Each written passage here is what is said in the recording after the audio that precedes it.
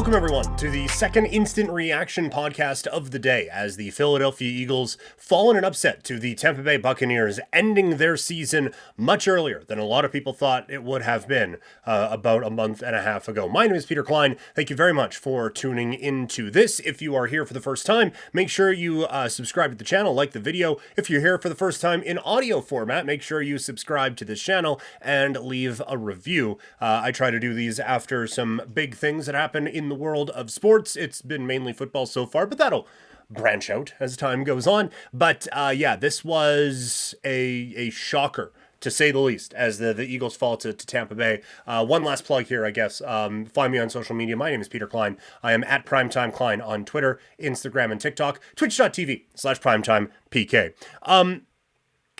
From the Philadelphia Eagles, quite simply not good enough in this football game. This was a failure on all accounts, as it has been for the last 6, 7, 8 games now for Tampa Bay, or sorry, for Philadelphia. We'll get to Tampa Bay in a moment.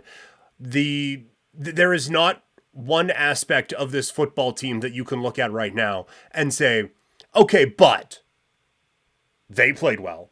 Offensively, poor. Defensively, atrocious. They coached very badly. Like, this is a failure on all levels of this organization to allow something like this to happen to a team that was within a couple of plays of a Super Bowl a season ago. It is one of the bigger collapses you will see. And I understand kind of prisoner of the moment. Maybe this is a little bit hyperbole right now, but we've had about a month to work our way through this. And even coming into this, it was okay. Yeah, like they're struggling. They'll get it against Tampa Bay, but do we really take them seriously? It's like, well, they did not get it against Tampa Bay. This was awful. Let's start on the offensive side of things, and it starts early for me.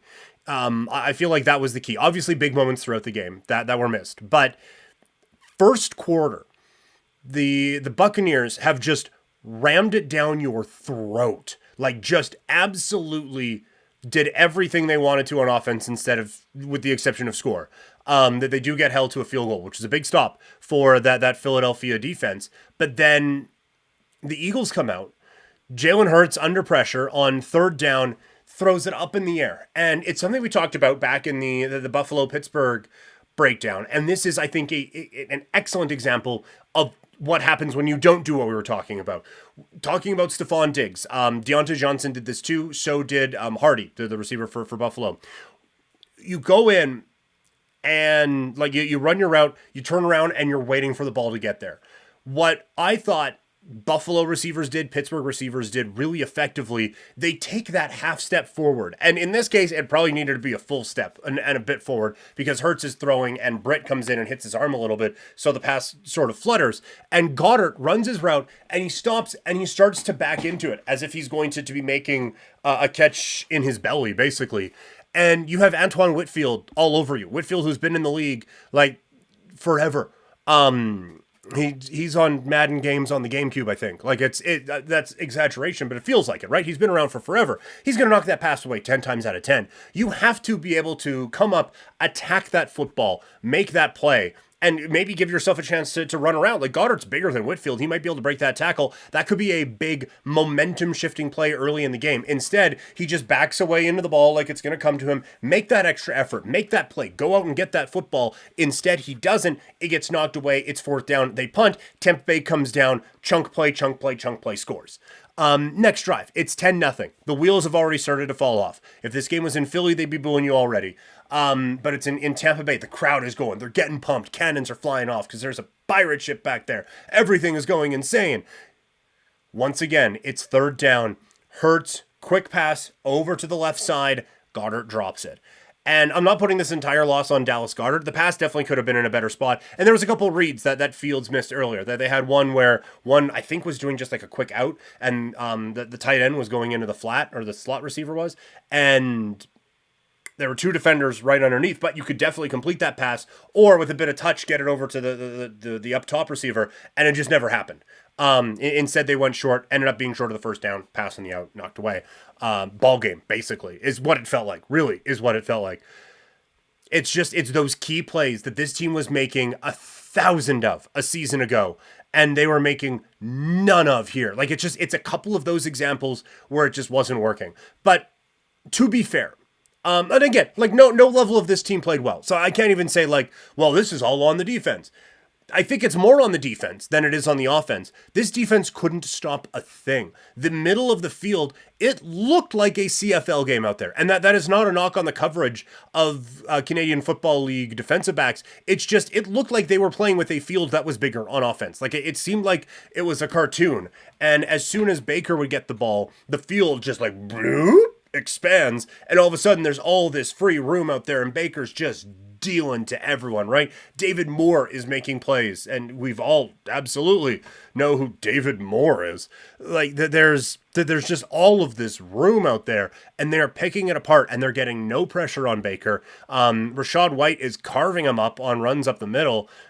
Mike Evans is dropping passes, and it's still leading to big plays for Tampa Bay. Like they got everything they wanted. And for the Eagles, we'll talk more big picture about Philadelphia on Couch Potato Diary, the flagship show, tomorrow. But Patricia as a defensive coordinator, that experiment, I think it was they talked about it on the broadcast a bit. It was an experiment that went wrong, and I think cost them their season. It was an overreaction to not allow your guys to try to get the things back on track, and it was an overreaction that, like, who knows, maybe it doesn't get back on track, but this one absolutely put the nail in the coffin for this. Killed the Eagles season dead, in my opinion. Matt Patricia is an atrocious coach and should not be anywhere near any sort of decision making at the National Football League level. Just awful. And this defense had nothing. And you could hear in the way that they were talking about it on the broadcast. And it's a national rights holder. It's the most views that ESPN is going to get all season long. So they're not just going to go on, oh, well, yeah, that coach, dog shit. But they were kind of saying, well, you know, like that, it seemed like maybe a bit of an overreaction at the time, even though Matt Patricia's been around a bit. But it seemed like a bit of an overreaction at the time. And Darius Slay was saying, yeah, like having trouble getting, like a defense really takes to their personality of their coordinator, and we haven't really figured that out yet. It was a lot of coded language of like, this guy sucks. And what's not so coded is the result out on the football field. That guy sucked. And the execution wasn't there as well. Like Bradbury missing tackles was awful. Missing coverages was awful. Like all of it was really bad. They weren't pressuring Baker nearly enough for a quarterback who was dealing with some form of an injury. He looked fine, by the way, and just picked them apart. This was the type of showing from Baker Mayfield that had us kind of pick him as as someone who could lead a team to win a pretty bad division. But it was best case scenario because Philadelphia wasn't offering a whole lot of resistance. On the Tampa Bay side, just a phenomenal win for the Tampa Bay Buccaneers, right? Like Tom Brady leaves, great long-time Buck. Tom Brady leaves. And you're thinking, okay, there's going to be a bit of a down year. But Baker Mayfield comes in, and how do you not root for this kid after what he went through with the Odell Beckham Jr. stuff? The Browns, I don't think really gave him a fair shake. I think he had a lot of growing up to do, and to his credit, he did it. And took being out of the NFL for a long time as a humbling experience, and has come back and been exactly what was needed. And he was out there for everybody. Tampa Bay got him and targeted him as their guy, and he paid off. He was excellent in this game. He's never going to be the mobile runner that he looked like he was in college, but he's mobile enough to move around in the pocket, create a couple of opportunities, like get a couple of runs that could be deemed successful for first downs, but he was on point in this game. Even his misses were just a little off. Like everything was cruising for Baker Mayfield in this game. And he was able to keep that pressure on Philadelphia all game. They were struggling defensively, and he was not going to let them up off the mat for a second. And they got big plays from unexpected sources and were able to come away with a win.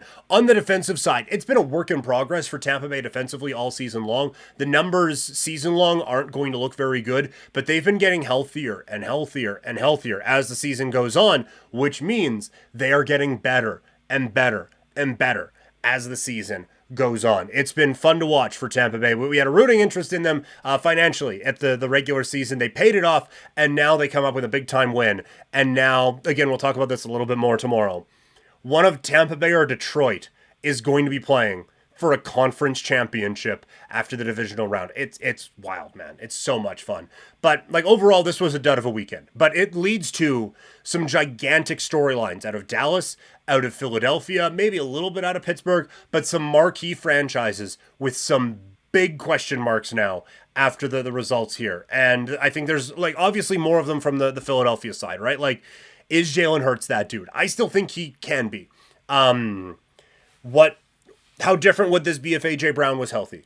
How much longer is this offensive line going to stay intact? That Jason Kelce was taking this one hard, and I'm not going to speculate. He is still playing at the highest level of this sport. No center in the NFL is better than him. But at the same time, they were talking a lot about how many old dudes were on Philadelphia. And there becomes a point where it's veteran leadership and then it crosses over and just being old. So this is such an interesting offseason, for the Philadelphia Eagles. And it starts a whole lot earlier than a lot of people would have anticipated. That's going to do it for this instant reaction show. Thank you all so much for tuning in. Again, if you are watching, make sure you subscribe to the channel, like the video. If you're listening, subscribe to the channel and leave a review. Coming up on the podcast tomorrow, going to look at the bigger picture storylines coming out of Super Wildcard Weekend in the NFL. Plus, it is UFC 297 Fight Week, which means we are going to continue our coverage with the non-main event fighters to keep an eye on for this one. We talked about the main eventers on Monday. We talked about the other wildcard games on Monday. If you want all of that, podcast and video up now. Tomorrow, it's all about these couple of games and then bigger picture NFL in general and UFC 297. So that is what is on the card for tomorrow. One more time, you can find me on social media, Twitter, Instagram, and TikTok. I'm at Primetime Klein, twitch.tv/PrimetimePK, and you can email this show, couchpotatodiary@yahoo.com. Thank you all so much for staying up late and watching some football with me, and I'll talk to all of you later. Have a good day, everybody.